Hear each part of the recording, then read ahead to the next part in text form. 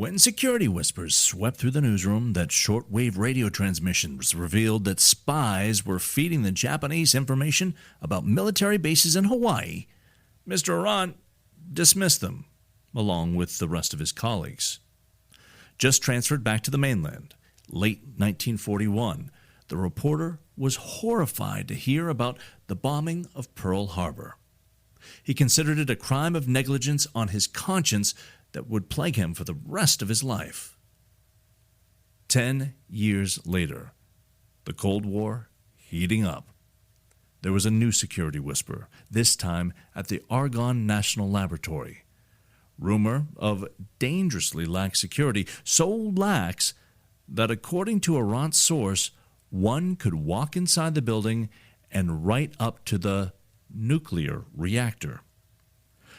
Under the cover of night, and with the help of two of his sources, Aurandt tossed an overcoat over the barbed wire fence, swung his body, and landed on the grounds of the facility. Maybe the guards had been tipped off. Maybe security wasn't nearly as lax as he had been told. But not more than a few seconds after his feet hit the ground, lights and sirens descended upon Mr. Aurandt.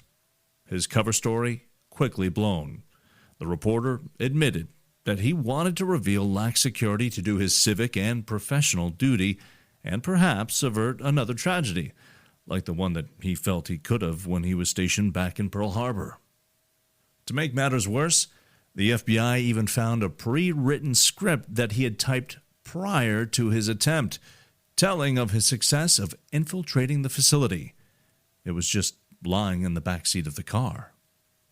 A grand jury wouldn't let the charges against the reporter proceed, and eventually the controversy would subside. He would go on to be awarded the Presidential Medal of Freedom, countless journalism and broadcast awards during his more than 70 years as a reporter and commentator.